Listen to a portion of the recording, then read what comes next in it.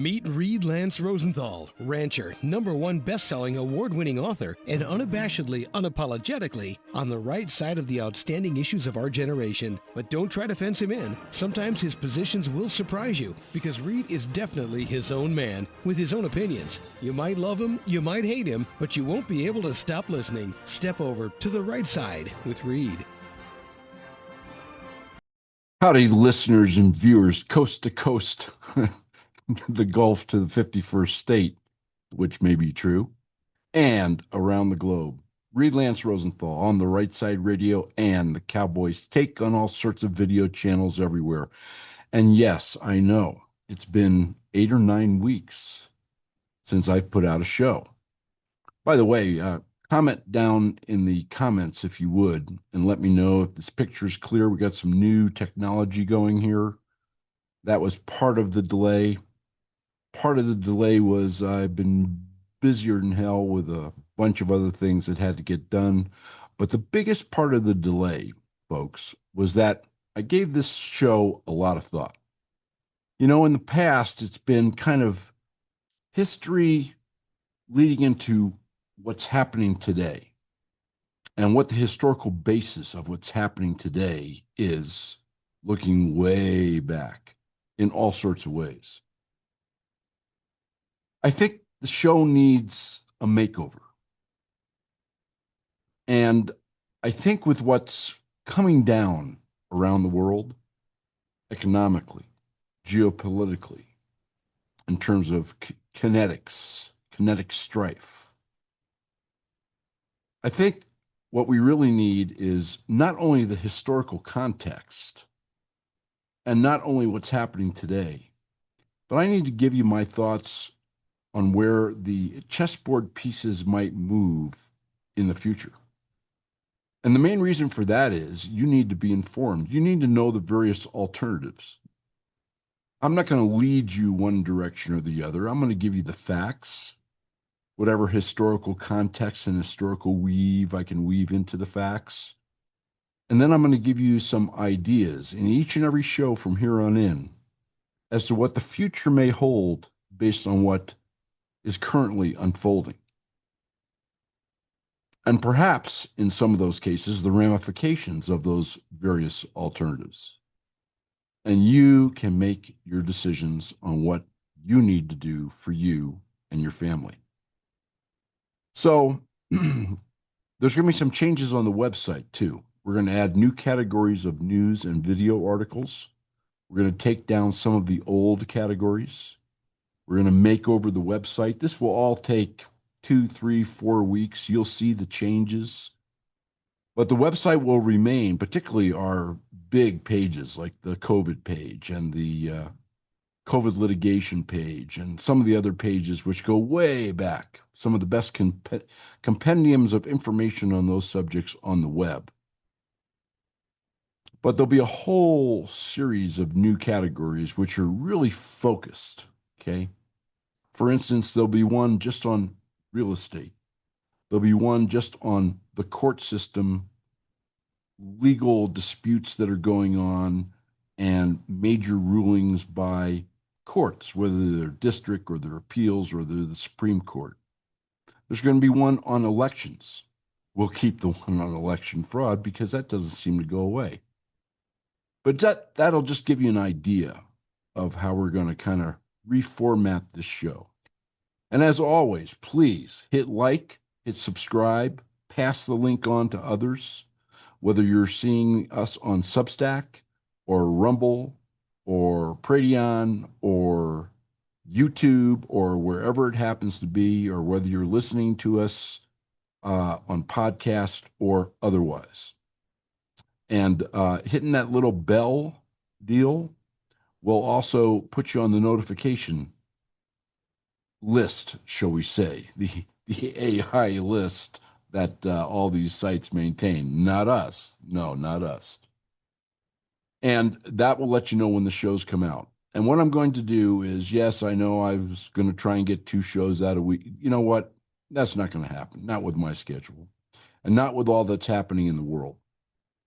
So we're going to try and commit to 1 show a week. It'll usually be right before or during a weekend so that you have some time to watch it. This show is probably going to get out on a Sunday or a Monday.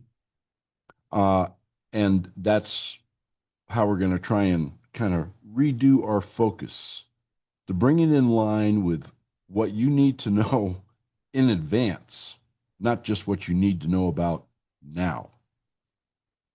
And any comments you have, by the way, would be great. I want to thank all of you, and I mean, I received countless emails, texts, communications, you name it, saying, "Are you okay? We haven't seen a show. We're missing the show." I really appreciate that. And yes, I am just fine. Oh, yes, Yellowstone continues on the ranch and yada, yada, yada. Life goes on. But in any event, uh, I am just fine. But I really gave this a lot of thought over the last 4 or 5 weeks, and I think you'll like this format. And really, do not hesitate to comment, send suggestions, whatever you want to do. All right, so we're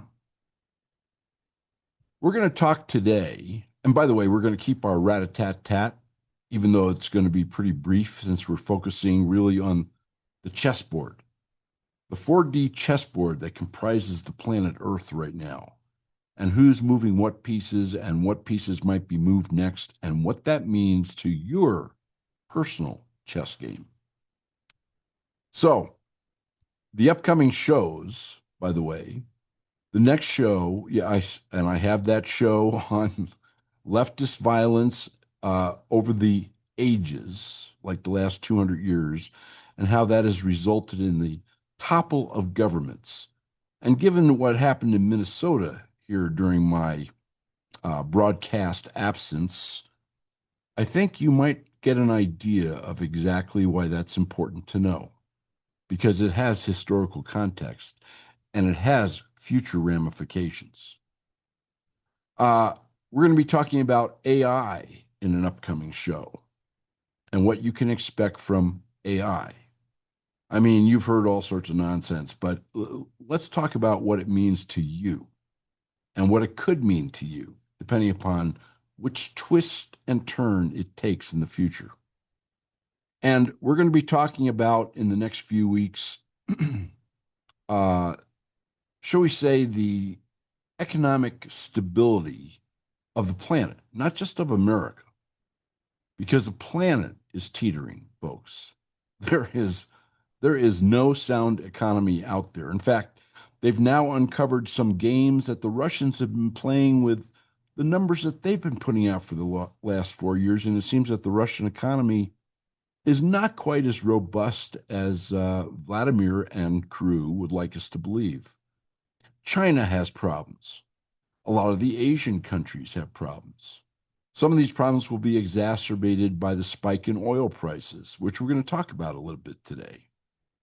And I'll tell you what you can expect in the future on those oil prices and what it may mean to you. Okay. There's a much bigger chessboard out there than what the mainstream, lamestream media brings to you in their biased ways, as they're commanded to do by this big bank or that big bank to lull you into investments so the banks can sell while the retail is buying. Do you know what I'm saying? All right. First of all, on rat-a-tat-tat today. Well, actually, first of all, on our quote for the day, not a founder's quote, not a founder's quote, but it's a quote from George R.R. Martin, great author. Chaos isn't a pit. Chaos is a ladder. Think about that. I think we'll all agree that there's plenty of chaos on the planet right now. Whether that ladder is a descending ladder or an ascending ladder or a stationary ladder, you can decide as I bring you the facts and bring you thoughts on where we might be going in various ways and realms, given what's going on the planet. But I thought that was a apropos quote for what's been going on here the last, shall we say, 2 months, and particularly in the last week to two.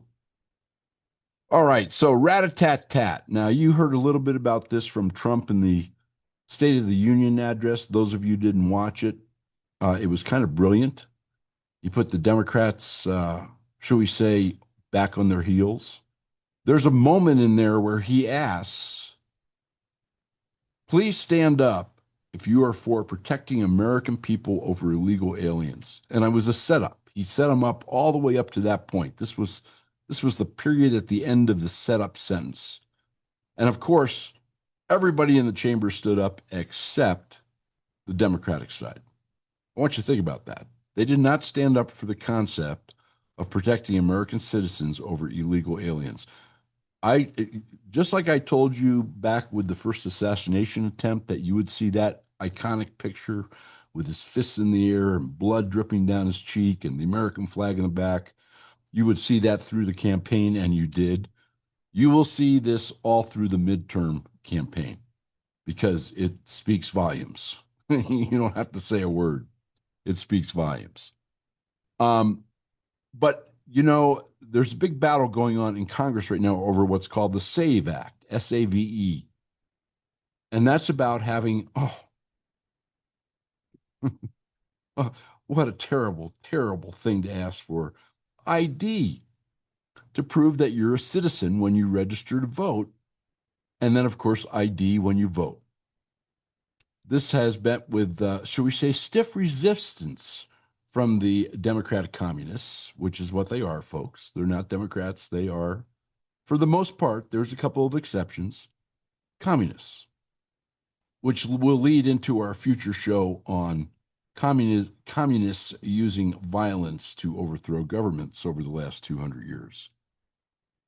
But the Mandami, Kami Mandami, there in New York, when they had the big snowstorm 2 or 3 weeks ago, he was asking for snow shovelers, literally people to shovel snow with their hands because I guess the New York can't afford snow plows or something. And they had 2 feet of new snow.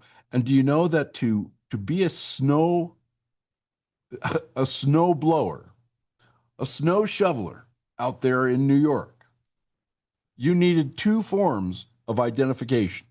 That's right, 2 forms of identification, including proof of citizenship. Okay.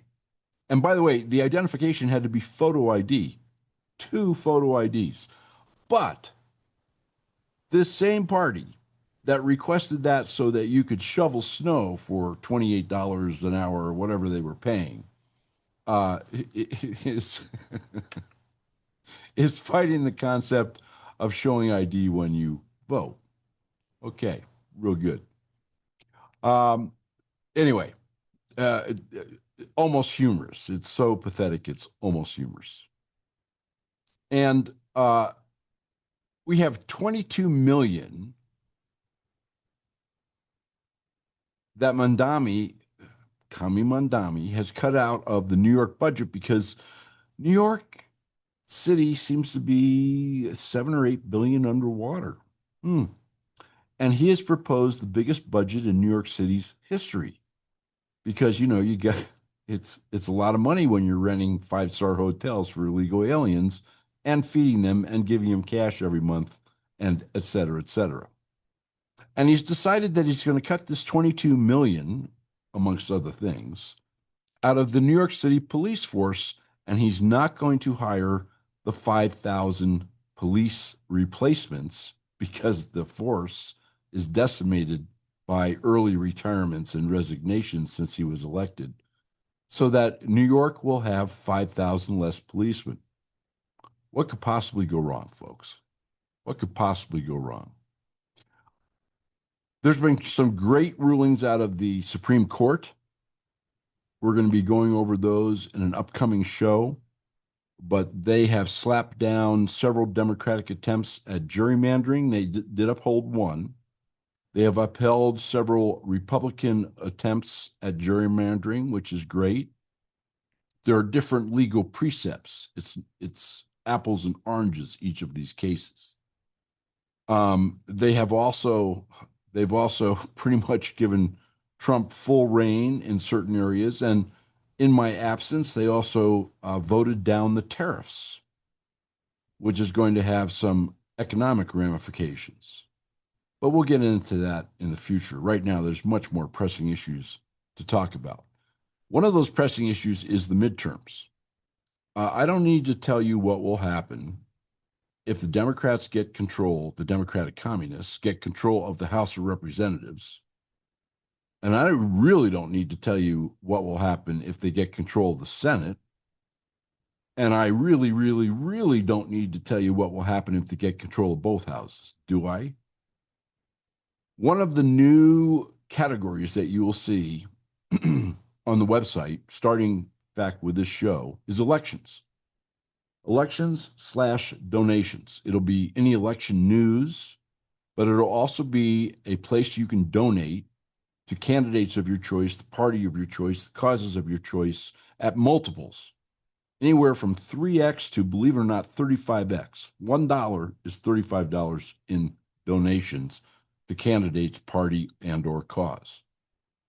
You need to start digging in your pockets. And I know the pockets are stretched thin right now for many of us, but listen, $10 when you get a 35x match, or $10 if you have a 5x match, or $10 if you have a 13x match. That's three of them, which are on the website or will be on the website when this show airs. That will make a hell of a difference. And it's a lot of bang for your buck. And folks, you really don't want to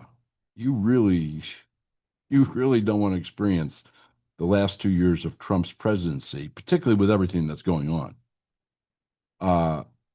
If he doesn't control both houses, and heaven forbid, if he doesn't control at least one house, I mean, nothing will happen, because the people who oppose him under the banner of Trump derangement syndrome, it's really the hate America syndrome. They want the war in Iran, whatever you may think of it, they want it to fail. They want the budget to not be done. They want America to run out of money. They want the economy to crater. And they want, and have, undermined the electoral process here in the United States, because it's rather difficult for them to get elected unless they do. And, that's what happens when you are Looney Tunes with your policies. All right. Please go to the website, click on elections, give $10, give $20, give $50, give $1, whatever you're going to do, but start contributing to your candidates and your causes and to this nation, or it's going to be a mess. I'm not sure if everything that Trump is doing is going to work, but I guarantee you it'll be a disaster if he can't finish what he started. Because finishing what he started, even if it's not successful or wholly successful, will still leave us in a better place than we were when he came into office. And if he can't complete it, if his hands are tied with impeachments and all sorts of nonsense, which is where all this crap will go, then the country will suffer. And that happens to include you and I. And freedom, I might add. Much bigger than you and I. Let's talk a little bit about private credit. Private credit, let me just give you a little backdrop. Private credit is when there are syndications, primarily of accredited investors, sometimes $1 million blind pools. Literally, somebody puts $1 million in, it's a blind pool, and the syndicator, if you will, is going to take this money and do this X, Y, and Z with it. Very generic. And a lot of that, and some of it specifically earmarked, has gone into private credit. In other words, these private credit organizations or syndications, using money from many, many, many different investors, and a lot of money, have loaned out to various companies. They may loan it out with warrants for stock, which could be valuable in the future, with options for stock, which could be valuable in the future, for an interest rate, which supposedly creates income for the investors while they're waiting for the big payoff at the end. Well, With what's happening with the economy and what's happening with the, shall we say, rather stiff competition in AI, where a lot of these investments went, and in other sectors, uh, that's not panning out too well. In fact, just in the last month and a half, a number of huge private credit firms have run into trouble. They've not been able to redeem. In other words, you're an investor, you have $1 million in the deal, or you have $10,000. I mean, whatever the deal happens to be, and you say, hey, I want my money back. In the contract, it says you can do that. Well, they've been saying force majeure. In other words, situations out of our control, you can't redeem, or we won't redeem, or we'll only redeem partially, which is throwing some panic into wealthier investor circles, which of course also has, shall we say, collateral damages in terms of the economy. But the biggest thing about the private credit cracks, or should we say cascade of problems right now, is that it undermines the entire credit system of the United States, and for that matter, folks, the entire West, and perhaps the financial structure of the entire world, because these private credit outfits have gotten investors and made investments across the planet. It's not just America. To give you an idea, the private credit firm New Mountain, $477 million in private credit loans out to Joe Blow and Sally using investor money, has written those down and has stopped redemptions. Blue Owl, billions of dollars of private credit loans, kaput, gone, poof. That was just 6, 7 weeks ago. I mean, they're gone. They have to be liquidated.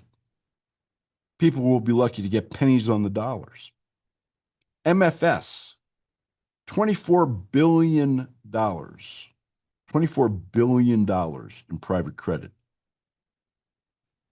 They've had to take out $1.2 billion just to stay afloat, even while not making redemptions. Some of their loans in the billion-dollar class have been written down to 230 million or less. That's an 80% write-down on a loan.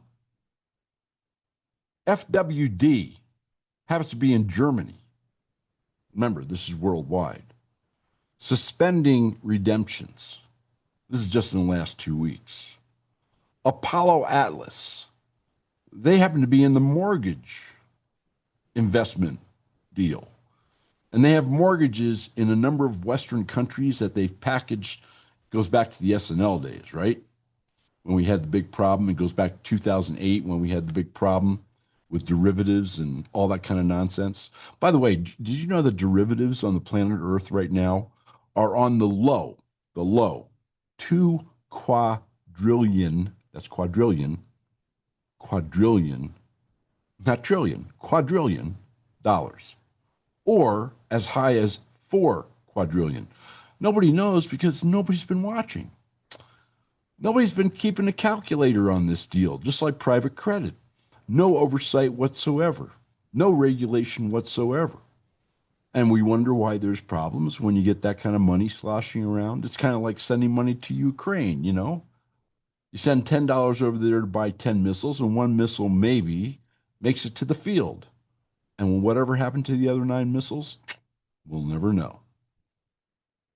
Anyway, Apollo Atlas has these bundles of mortgages, right? They took their investors' money, they bought mortgages, and then they packaged them in various tranches. I mean, this is right back to 2008 with the subprime mortgages. And these were all supposed to be good mortgages. And then they shipped them out to this institution and that institution and that investor and that investor. Well, guess what? Huge default rate. The mortgage packages are worth a pittance of what they were represented to be, if they were ever of that value to begin with.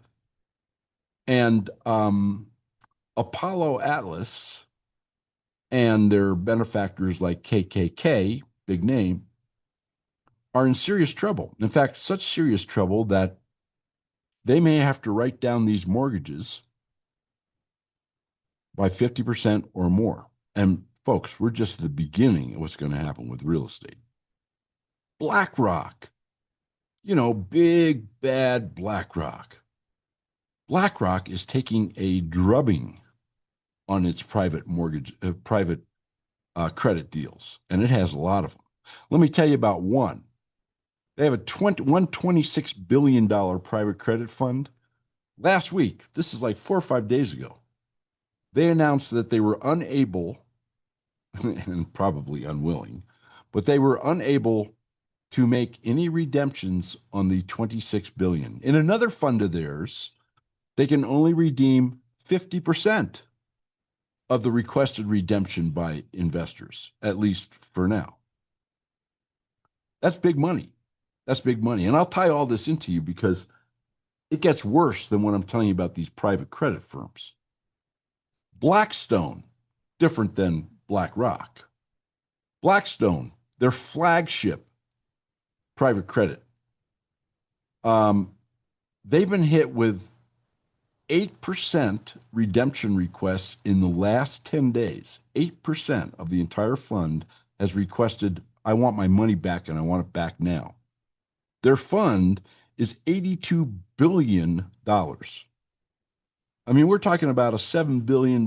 That's $7 billion that investors have come to them with their hands out saying, I want a check. What's happening in a lot of places is that when they do get some investigators in of whatever ilk or type, since there's no direct regulation of these outfits, they're finding that collateral has been double pledged. They say they have 2 sticks when they only have 1 stick. 2 mortgages instead of 1 mortgage. 1 mortgage being actual, 2 mortgages being the representation. And of course, when you have collateral problems like that, you will have financial problems also. This is kind of like Bear Stearns back in, oh, that's right, 2008 again. They were known for double pledging collateral. And we know what happened with Bear Stearns. They went poof, along with Lehman Brothers. Let me tell you where this really gets dangerous. I mean, it's bad enough that lots of people are losing lots of money and that these private credit outfits are running amok without regulation and double pledging collateral and all sorts of other nonsense and losing, it looks like, billions upon billions of dollars just in the last 2 months and just in the last 10 days. But guess who backs them? That's right, the banking system. Both overseas, in those European and other Western country private credit markets, and in the United States. And so that's $4 trillion in backing.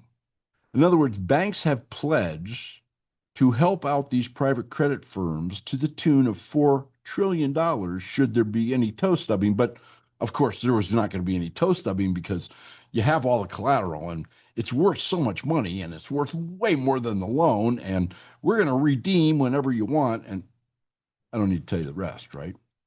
All nonsense. Play the violins, right? This is the world's smallest violin and I'm playing it for you.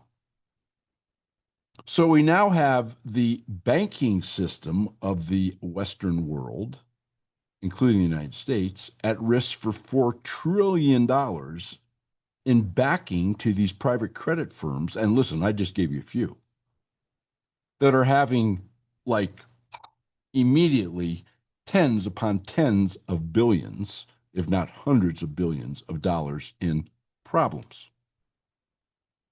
That could have severe shocks. That's a systemic risk, folks.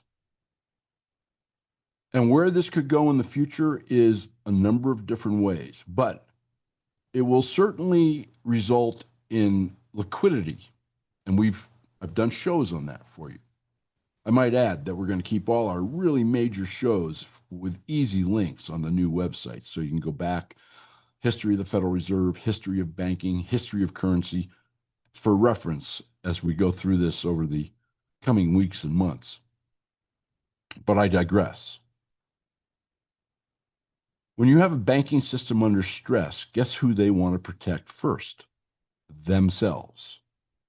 That means the private credit folks are going to be left swinging in the Wyoming wind. And that means that the investors in the private credit firms, in many cases, and regrettably, are not going to be getting any redemptions on their investment. Or if they get a redemption, it could be prolonged and partial, which will affect other facets of the economy because these people have a lot of money and they spend a lot of money. And if they're losing money in private credit deals, they're going to spend less. And banks, if they're on the hook for private credit, they're going to let them dangle in the wind where they can, and they're going to tighten credit all the way down the line, right down to you and to me and to Sally and to Bob and to Joe who wants to start a small business, cutting lawns, whatever it happens to be. This is going to have major effects. And what's the next effect? If the banks, if there's a liquidity squeeze at the banking level from this and other fissures in the credit system, the Fed is going to have to step in and they're going to print money. And what have we learned about inflation in all the shows you've listened to from me and from others? Inflation is not the increase in value or price of a good, a widget, or a service, a lawyer. It is the decrease in value of the agent you use to purchase that service. In other words, the dollar. So, those are some really big picture things to think about because this private credit problem is real. It's here now. It's accelerating. It's like a snowball going down a hill. It has ramifications way outside and way more systemic than just private credit. This is not just a bunch of rich people who each put in $1 million in a blind pool to loan money to unknown AI company because its stock might go up 100x over the next 10 years. No, it's way more than that. And it'll affect you and me because all those folks are much more concerned about them than you and me. And they will take such acts as are necessary to take money from you and me to make themselves whole. Okay. Oil shock. Yes, we have the war going in Iran. It doesn't matter what you think of the war. I'm going to have a whole show on the geopolitical ramifications and the chess game that's being played around the world right now. Okay? China has rare earths and they've cut off mineral supplies to the Western world, including the United States. They've done the same with silver. They've done the same with gold. They've done the same with any other minerals that they control. They have maintained the threat against Taiwan, although personally, I don't think they don't have to invade. They'll get Taiwan over time, and they know it. But China cannot run its economy, which is based on building lots of crap and selling it out to the rest of the world. It's based on manufacturing and export of that manufacturing without energy. And even though the morons in Europe seem to think that energy can come from wind that doesn't blow, sun that doesn't shine, and power lines that are antiquated by 100 years, it doesn't. It comes from fossil fuels. And China doesn't have a lot of that. It has very little of that. That is its Achilles heel. And Trump and his team know it. That's why Venezuela, that oil was all going to China and to Cuba. I mean, 99% to China, 1% to Cuba. But that 1% to Cuba was 99% of Cuba's supply. And that's why, at least in part, Iran. Because the huge preponderance of Iranian oil was going to China. And this was all cheap oil for China.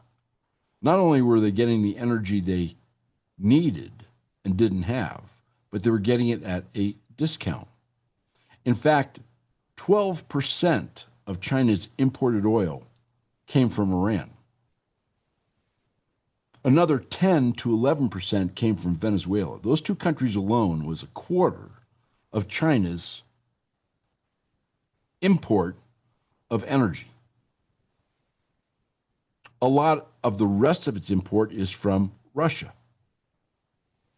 And Russia, because it's now been revealed to be in much dire straits than people thought or that it let on, was selling oil to China at a huge discount, anywhere from 40 to 50%, because it really didn't have a choice. And you know, the Chinese in the end are all about the Chinese, not about the Russians. And they're pretty shrewd. And they used that leverage because Russia really didn't have any markets left. I mean, its main market was China. And when you only have one guy buying your stuff and the guy says, I need a discount, you give the guy a discount. Otherwise, you have a big problem. The war in Iran will, in the short term, benefit Russia because it will create higher prices. And instead of Russia being dependent on China and Asia to buy its oil because it has no outlet, China and Asia are going to be dependent on Russia to supply more oil, even at higher prices, because their other supplies have been or are being cut off. This has huge ramifications strategically and in terms of power and in terms of the economic war, which is well underway between East and West over the coming months and years. Huge. And it will affect you because you're going to be kind of a casualty, at least temporarily, along the way. You're going to pay more at the pump. The supply of fuels will be more limited than normal. But the United States right now is in a unique position. It produces all its own energy. We are net exporters. We are not importers, unlike, you hear all the talking heads on TV. Oh, this is like the 70s and there's going to be lines at the gas station. Nonsense. That's absolutely incorrect. Prices will go up because the oil companies are in business to make a profit. And if the prices in the rest of the world go up, the prices in the United States are going to go up. But there's no shortage. In fact, the United States is probably the only country on the planet that is self-sufficient in fossil fuels right now. Nobody else is, certainly not China. I guess Russia would be also. Now, what does all this mean? Well, it could mean that the United States gains leverage, depending upon how Iran finally shapes up. The United States gains leverage over the other two big players on the world scene, Russia and China. It could mean that there is a cohesive peace in the Mideast. I mean, think about it. The Iranians, by attacking the other Gulf states, unbelievable, have now really forced them to move into an alliance with Israel. I mean, this is like a Camp David Accords on steroids. It's like an Abraham Accords on steroids. A lot of it will depend upon whether or not we are able to finish the job in Iran. You can't do this job partially. You've committed, you got to stay with it. You got to think about all these moving pieces, and we're going to be talking more about this in the next week or two. In fact, I'm going to devote part of the next show to this also and expound upon it for you. But think to yourself how that might affect the United States and therefore you in terms of all these chess pieces moving around this 4D geopolitical and energy chessboard. Because in the end, folks, energy is the key to everything. If you have no energy, you can do nothing. Trump knows this. And there's other side benefits too. Venezuela was an example. Most of the other South American countries are now kind of, should we say, falling into line, as you can see by the joint attacks with the United States and other countries like Ecuador on cartels.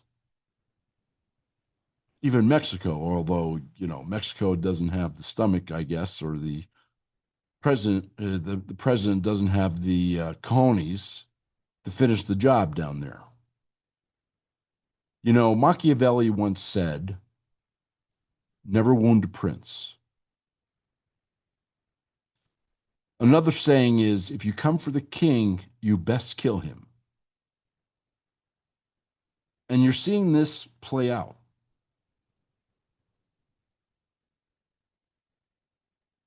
Think about what we have talked about today. Please do visit the website. I mean, it's going to be under construction. You'll be able to navigate it just fine.